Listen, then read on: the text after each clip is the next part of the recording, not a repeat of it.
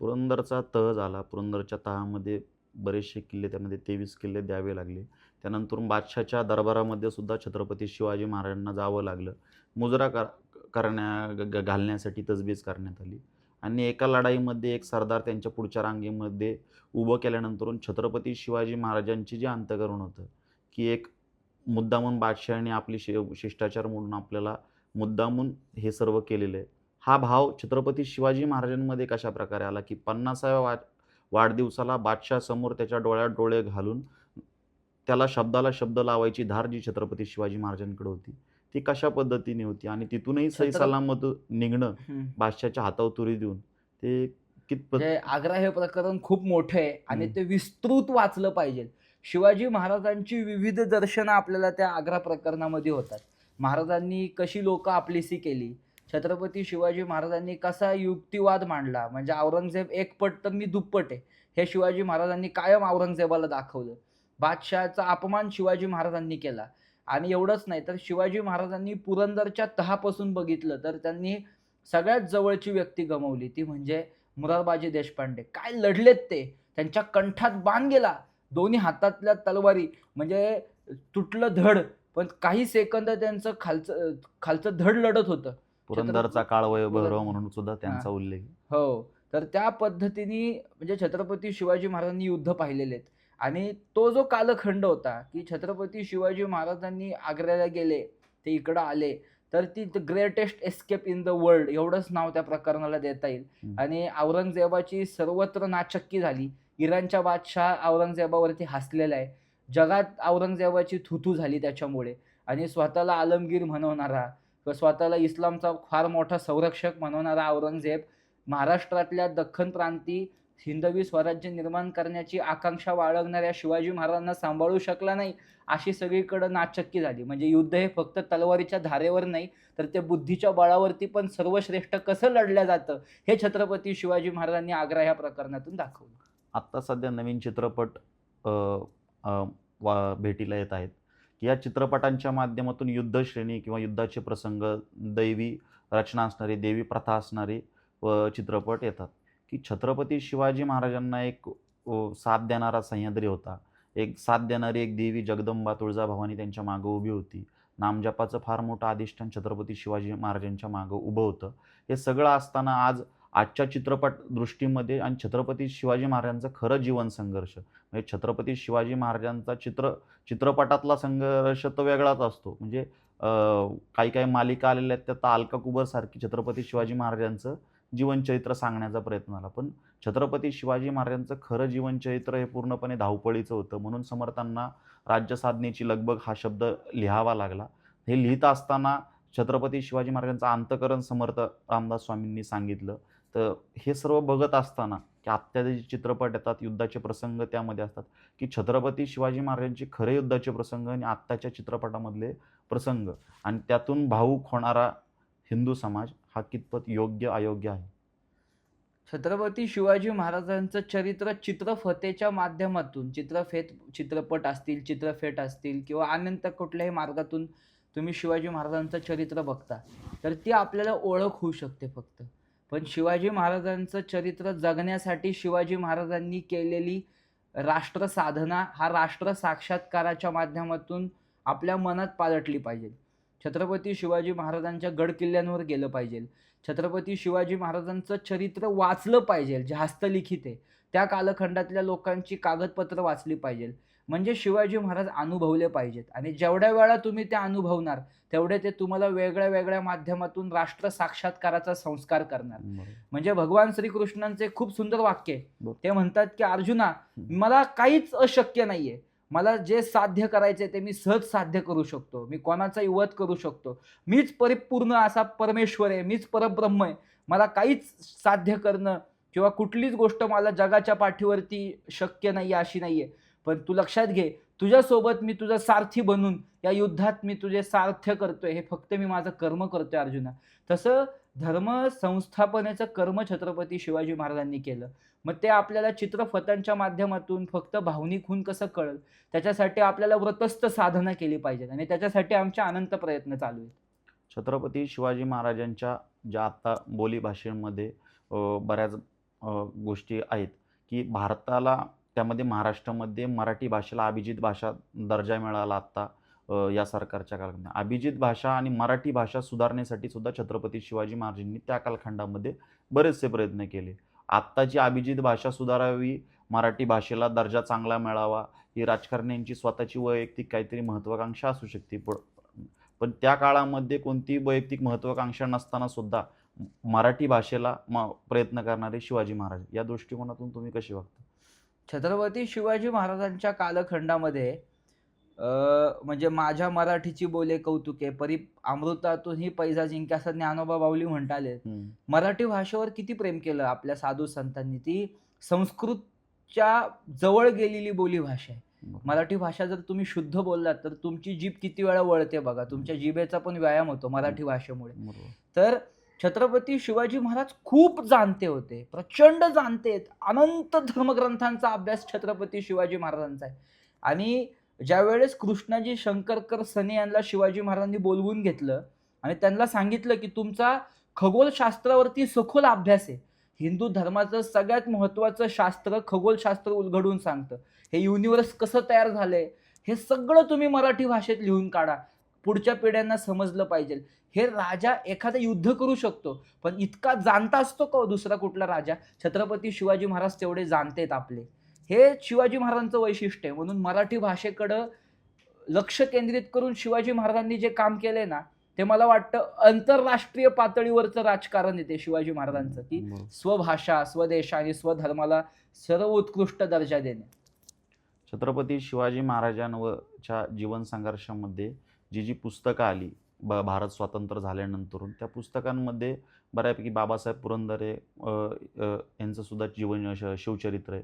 बरेचसे शिवचरित्रकार अजूनसुद्धा आहेत किंवा आहेत की तुम्ही आज शिवचरित्र सांगण्याचा प्रयत्न करता. फाडीला देवद्रोही, योगेश्वर आणि युगप्रवर्तक, वीराग्रणी हिंदू अशा पुस्तकांची, साहित्याची तुम्ही निर्मिती केली. मराठा समाज म्हणा किंवा अजून जाती व्यवस्थेने विभागलेल्या समाजामध्ये, आणि तुम्ही सुद्धा त्यामध्ये ब्राह्मण समाजात आणि पुरोगाम्यांचं राजकारण सुरक्षित राहावं यासाठी, राजकारण होण्यासाठी सुद्धा की एका विशिष्ट जातीला टार्गेट केलं जातं. आणि त्या पद्धतीने शिवाजी महाराज हे हिंदू पद्धतीने सांगणं किंवा हिंदुत्व आहे, देववाद आहे, हिंदुत्व आहे हे सांगताना तुम्हाला जो मानसिक त्रास होतो, की ज्या अडथळ्यांना तुम्हाला सामोरं जावं लागतं, तुमची दैनंदिन धडपड ही छत्रपती शिवाजी महाराजांचा जीवन संघर्ष तरुणांमध्ये मुरला पाहिजे, घराघरापर्यंत पोहोचला पाहिजे. हे करत असताना काही राक्षसांचा ज्या कालखंडामध्ये छत्रपती शिवाजी महाराजांना ज्याप्रमाणे त्रास होता, तसाच त्रास तुम्हाला या राजकारण्यांचा ह्या कालखंडामध्ये आहे. तर या त्रासाला एक स्ट्रेस मॅनेजमेंट म्हणून तुम्ही कसं हँडल करा? हे कसे माहिती का, की छत्रपती शिवाजी महाराजांचं चरित्र ज्यावेळेस आपण वाचतो ना, आणि खरंच आपण शिवाजी महाराजांकडं अंतःकरणातून जातो. आपल्याला टीका कोण करतंय, कोण आपल्याकडं लक्ष देतंय, आपण काहीतरी पैसा कमवायला शिवचरित्र सांगतोय का, स्वतःची प्रसिद्धी वाढवायला सांगतोय का, ह्या दृष्टिकोनातनं आपण बघतच नाही.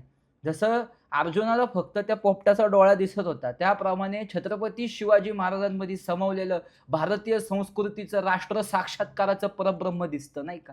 आणि ते बघत असताना कोण आपल्याला टीका करते, काय करते, आपल्याला शिवाजी महाराजांनी हे काम सांगितलंय, ह्याच धारणेतून, ह्याच बुद्धीच्या तेजातून मी काम करत असतो आणि ती शिवाजी महाराजांची सेवा समजतो.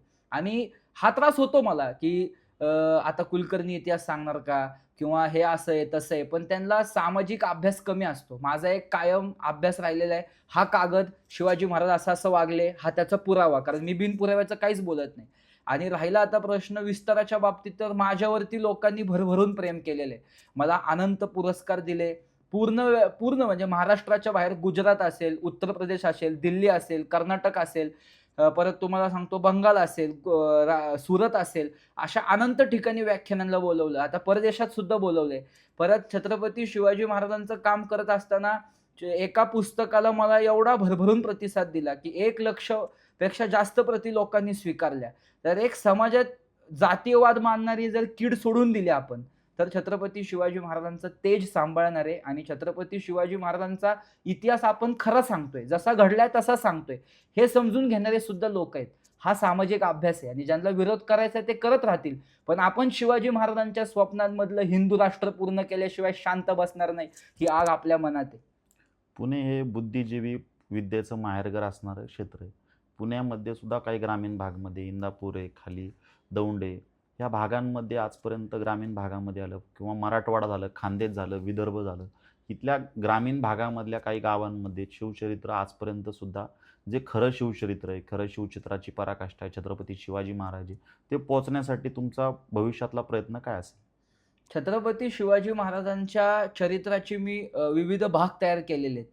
राष्ट्र साक्षात्कार नावाचा एक मी उपक्रम घेतो. शिवकल्याण राजा नावाचा उपक्रम घेतो. शिववंदनेचे अर्थ समजून सांगण्याचे उपक्रम घेतो. तसंच ₹100च्या आत प्रत्येकाच्या खिशाला परवडेल असं शिवचरित्र लोकांपर्यंत पोहोचवण्याचा प्रयत्न करतो. तर मग चित्रफेतांच्या माध्यमातून असेल, लोकांमध्ये जाऊन शिवचरित्र सांगायचं, शिकवायचं. छत्रपती शिवाजी महाराजांना झालेला राष्ट्र साक्षात्कार आपल्याला व्हावा. कारण आपली भारत माता एकमेव अशी भूमी राहिलेली आहे, जिथं अध्यात्म जोपासलं जातं. तिथं आत्मा परमात्म्यात विलीन करण्याच्या प्रक्रिया अभ्यासल्या जातात. जिथे अध्यात्म अभ्यासलं जातं, तिथं भगवंताची पूजा भगवंताला समर्पित होऊन केली जाते. पण तीच भारत माता जर इस्लाम आणि ख्रिश्चनांच्या तडाख्यात संपली, तर तिला राष्ट्ररक्षणाचा साक्षात्कार कोण करेल? राष्ट्र सर्वप्रथम. मी माझा संसार विस्कटून टाकल भारत मातेच्या सुखासाठी, किंवा भारत मातेच्या कपाळावरचं कुंकू माझ्या रक्ताने लाल होईल, ही म्हणणारी परंपरा आणि पिढी अजून सुद्धा राष्ट्रात तयार झाली नाही. ती कोणाच्या आखाड्यात तयार होईल? फक्त आणि फक्त छत्रपती शिवाजी महाराजांच्या आखाड्यात ती तयार होईल असं मला वाटतं. म्हणून भारतामध्ये पहिलं, तुम्ही पण त्याच्या पूजेला आला होता, की भारतामध्ये पहिलं असं 12 ज्योतिर्लिंग आहेत आणि मध्यभागी छत्रपती शिवाजी महाराजांच्या समाधीचा समावेश असलेलं आणि त्याच्या खाली एक कलश स्थापन केलेला आहे. तिथं जिथं मराठ्यांनी रक्त सांडलं तिथली पवित्र माती त्या कलशामध्ये आहे. आणि रायगडाच्या तळाची माती आहे, म्हणजे छत्रपती शिवाजी महाराजांनी जिथं महाराजांना अग्नी देण्यात आल्या त्या रायगडाच्या तळाची माती तिथं आहे. आणि असं एक जगातलं पहिलं असं शिवलिंग आहे की जिथे 12 ज्योतिर्लिंग आहेत आणि मध्यभागी पूर्ण परब्रह्म स्वरूप असलेल्या छत्रपती शिवाजी महाराजांच्या समाधीचा समावेश असलेलं असं शिवलिंग आपण पहिलं घडवलेलं आहे, ज्याच्या माध्यमातून राष्ट्र साक्षात्कार लोकांना करून द्यायचा आपला फार मोठा प्रयत्न चालू आहे. जे शिवलिंग स्थापन झालं, बेलफंडाऱ्याचा तुम्ही कार्यक्रम सुद्धा पुण्यामध्ये मोठ्या प्रमाणावर घेतला होता, की बरेचसे पुण्यामधले नामांकित हिंदुत्ववादी, बरेचसे शिवचरित्रकार, हिंदुत्ववादी मित्रपरिवार सुद्धा त्या बेलभंडाऱ्याचं दर्शन घेतलं. एखादा व्रतस्थ आयुष्य जगणारा व्यक्ती त्याला त्या बेलभंडाऱ्याचं दर्शन घेतल्यानंतरून, त्या शिवलिंगाचं दर्शन घेतल्यानंतर त्याच्या दैवी जीवनामध्ये किंवा त्याच्या दैनंदिन जीवनामध्ये काय प्रमाणात फरक पडू शकतो, किंवा छत्रपती शिवाजी महाराज त्याला कशा प्रकारे ऊर्जा देऊ शकतात, किंवा भगवान परमात्मा महादेव त्याला कशा प्रकारे सहाय्य करू शकतात? बघा, तुम्ही पण महादेवांचे फार मोठे भक्त आहात आणि खरे भक्त आहात. मला याचं कायम, म्हणजे ऋषी कामठेव म्हटल्यानंतर महादेव आणि शिवाजी महाराज हे वेगळं होऊ शकत नाही, किंवा ऋषी कामठेंना कोण महादेवांपासून वेगळं करू शकत नाही. मी तुम्हाला एक गोष्ट सांगतो. लोक म्हणतात छत्रपती शिवरायांनी देह ठेवलाय, देह ठेवलाय. अहो, देह तुमच्या माझ्यासारखे सामान्य लोक ठेवत असतात. शिवाजी महाराजांचा शेवटचे शब्द काय आहेत? आम्ही श्रींचे स्मरण करतो, म्हणजे आम्ही आता कैलासास चाललोय असं शिवाजी महाराज सांगतायत. शिवाजी महाराज म्हणतात काशीचा श्री विश्वेश्वर सोडवा, तो मुक्त नाही अजून, तो काशीचा श्री विश्वेश्वर सोडवा. म्हणजे शिवाजी महाराज शेवटच्या क्षणी पूर्णपणे ज्या भगवान परमपित्या महादेवांचं आणि शक्तीचं स्मरण करतायत. तर लक्षात घ्या, गीतेच्या 5व्या अध्यायात सांगितलेले शेवटच्या क्षणी तुम्ही ज्याचं चिंतन करता, तुमच्या शरीरातल्या ऊर्जा त्याच देहाकडं, त्याच इच्छा आकांक्षांकडे आकर्षित होतात. छत्रपती शिवाजी महाराजांच्या देहातली पूर्ण इच्छा आकांक्षा ही त्या महादेवांमध्ये विलीन झाली असेल. शिवाजी महाराजांची ईश्वरी शक्ती संपूर्णपणे महादेवांमध्ये विलीन झाली असेल. म्हणून छत्रपती शिवाजी महाराजांनी देह ठेवताना रायगडाच्या परिसरामध्ये पूर्ण बदल झाले, ढग काळवडले, परत भूमीमध्ये कंप जाणवला. म्हणजे छत्रपती शिवाजी महाराजांची अंतःकरणातली ईश्वरी ऊर्जा ही महादेवांमध्ये विलीन होत होती. हा सुद्धा शिवचरित्राचा एक फार महत्त्वाचा अभ्यास आहे आणि फार महत्त्वाचा भाग आहे. त्याच्यामुळे छत्रपती शिवाजी महाराजांची जी समाधी आहे, छत्रपती शिवाजी महाराजांची जी ऊर्जा आहे, छत्रपती शिवाजी महाराजांची जी संपूर्ण परिकाष्ट केलेली कष्टाचं जे शरीर आहे ते महादेवांमध्ये विलीन झालेलं आहे. म्हणून आपण जगाच्या पाठीवरचं पहिलं शिवलिंग असं तयार केलेलं आहे की ज्याच्यामध्ये 12 ज्योतिर्लिंग आहेत. 12 ज्योतिर्लिंगांना अनन्यसाधारण असं महत्त्व प्राप्त झालेलं आहे.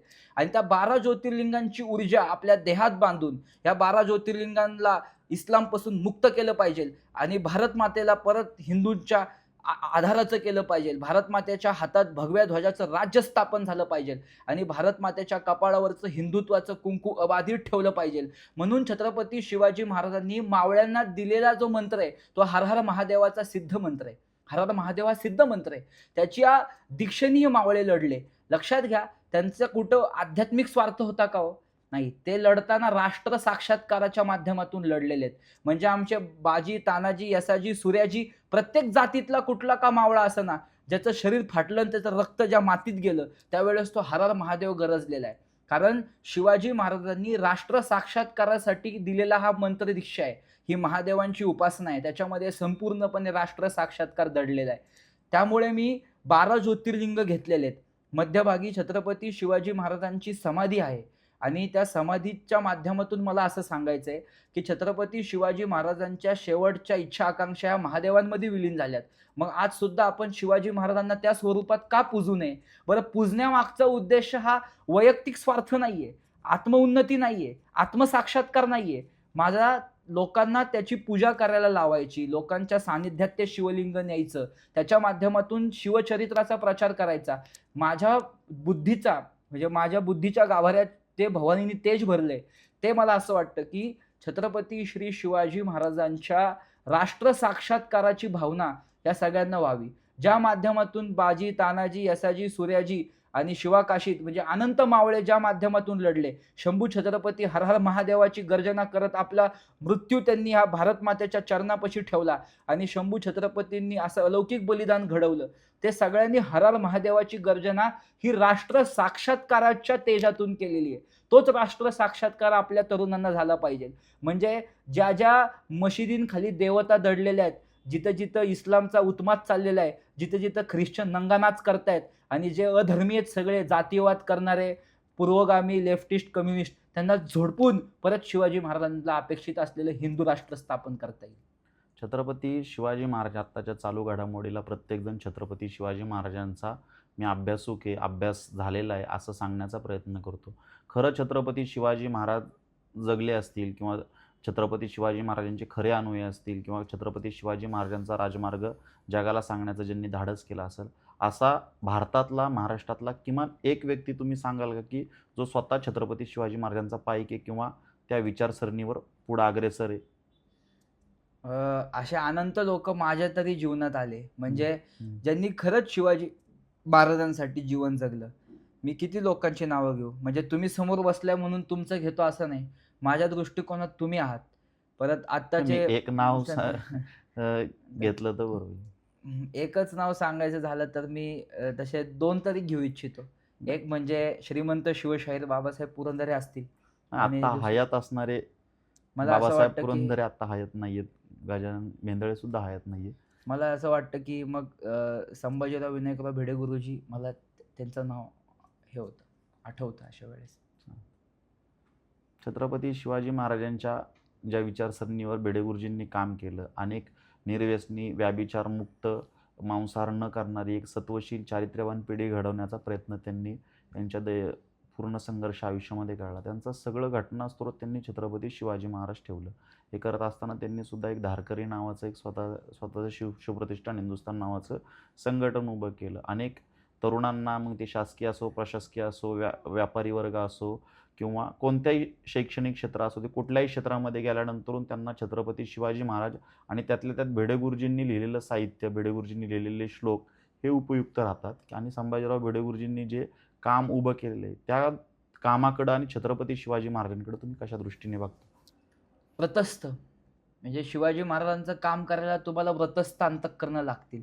तुम्ही स्वार्थाने लटपटले आहात तर शिवाजी महाराजांचं काम नाही करू शकत. तुम्हाला व्रतस्थ अंतःकरणातून ते काम करावं लागेल. तर ती व्रतस्थ धारा जर कुठं मिळत असेल, शिवाजी महाराजांचं खरं विद्यापीठ कुठं अभ्यासाला मिळत असेल तर ते गुरुजींच्या मार्गदर्शनाखालीच होऊ शकतं असं मला वाटतं. आणि मी अजून एकाचं नाव घेईल की ज्यांनी म्हणजे ह्या सगळ्या गोष्टींमध्ये ते कायम कार्यरत असतात, काम करत असतात, जीवाच्या तगमगीने काम करतात. ते म्हणजे मिलिंद भाऊ आपले नाही का, मिलिंद भाऊ एकबोटे. ते सुद्धा ह्याच्यात माध्यमातून खूप तळमळीने संभाजी महाराजांसाठी त्यांनी जीवाच्या आकांताने काम केलेलं आहे नाही का. म्हणून ती व्यक्ती सुद्धा माझ्या जीवनात खूप मला पूजनीय आहे. गुरुजींचं एक वेगळं महात्म्य आहे आणि मिलिंद भाऊंना सुद्धा शिवसंत मिलिंद भाऊ एकबोटे म्हणून ओळख आहे. गोरक्षक मिलिंद भाऊ एकबोटे आपण बघितलेले आहेत.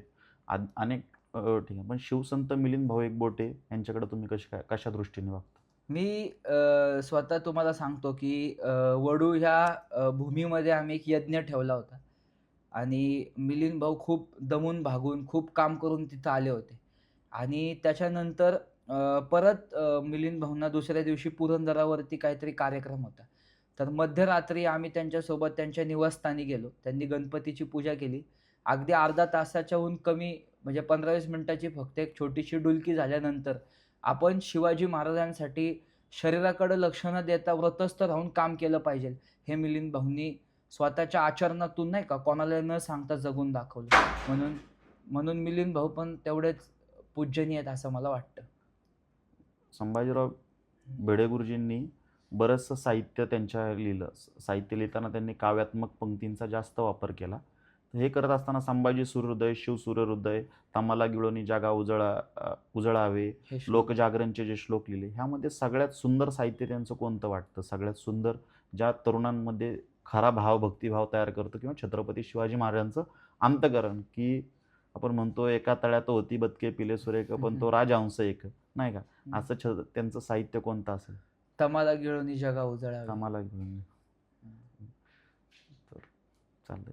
संभाजीराव भिडे गुरुजींनी जे जे आत्तापर्यंत कार्य केले, या कार्यासाठी त्यांनी जे शिशु प्रतिष्ठान हिंदुस्थान नावाचा यज्ञ छत्रपती शिवाजी, त्यामध्ये एक 32 मन सुवर्ण सिंहासन हा सुद्धा एक त्यांचा संकल्प आहे. हा संकल्पाच्या सिद्धीसाठी धारकऱ्यांनी काय प्रयत्न केले पाहिजे छत्रपती शिवाजी फक्त महाराजांना? धारकऱ्यांनीच का प्रयत्न करायचे? फक्त धारकऱ्यांनीच त्याच्यासाठी काम का करायचं? प्रत्येक हिंदूला वाटलं पाहिजे की शिवाजी महाराजांचं सिंहासन कुठंतरी जुल्फिकार खानाने फोडलं, त्याच्या मागे अपमान घडवून आणला. ते आपल्या राजाचं आहे. व्यंकटेश्वरा बालाजी सगळ्यांचे आहेत. काशीचा विश्वेश्वर सगळ्यांचा आहे. मग ज्यांच्यामुळं व्यंकटेश्वरा बालाजी आहे, ज्यांच्यामुळं काशीचा श्री विश्वेश्वर आहे, अशा छत्रपती शिवाजी महाराजांचं निर्माण होणारं 32 मन सुवर्ण सिंहासन एका संघटनेपुरतं मर्यादित का असावं? त्या विचारधारेत ते असू शकतं, ते असावं. पण ते प्रत्येक हिंदूला आपलं वाटलं पाहिजे आणि ते लवकरात लवकर पूर्णत्वास नेलं पाहिजे अशी माझी इच्छा आहे. छत्रपती शिवाजी महाराज शालेय जीवनात, शालेय परिसरामध्ये, शालेय पाठ्यपुस्तकांमध्ये आज अल्प प्रमाणामध्ये सांगितले जाते. शिवाजी महाराज सोयीस्कर सांगितले जातात. अशी अध्यापक वर्ग तयार करताना आपल्याला कोणती काळजी घेतली पाहिजे किंवा अध्यापक वर्ग तयार होत नसेल तर आपण काय प्रयत्न केले पाहिजे शालेय जीवनामध्ये? आज बऱ्याचशा शैक्षणिक चळवळी झाली की शैक्षणिक एक ठराविक विचारसरणीच्या अनुषंगाने काम करत असते आणि ह्या अध्यापक वर्गांमध्ये छत्रपती शिवाजी महाराज आणि व्यापक विस्तृत प्रमाणाचे छत्रपती शिवाजी महाराज शाळा महाविद्यालयामध्ये आपण कशाप्रमाणे रुजवू शकतो किंवा काही उपक्रम राबवू शकतो शाळेमध्ये? आपण शिवाजी महाराजांचं चित्रमय शिवचरित्र शिकवलं पाहिजे. लहान मुलांना कायम शिवाजी महाराजांच्या ओढ्याकडे नेलं पाहिजे. छत्रपती शिवाजी महाराजांचं संपूर्ण जीवन त्यांच्या समोर सातत्याने शिकवलं पाहिजे.